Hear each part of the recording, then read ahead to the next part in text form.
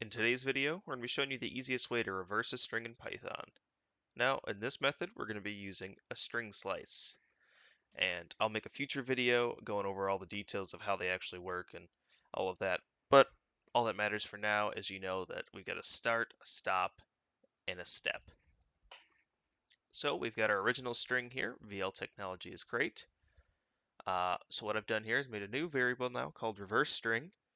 And what I'm doing is taking a slice of original string by using the square brackets, two colons with nothing in our start and nothing in our stop position. And the -1 here indicates that I want to move backwards on the string. And because there's nothing here, Python says, okay, you want to start at the end and move backwards. So let's just see it in action. Here you go. Our original string is correct, and our reverse string is correct. And all it does is iterate through it backwards, kind of like it's an array. Anyway, that's all we have for you today. Thanks for watching. Please remember to like and subscribe for more content like this.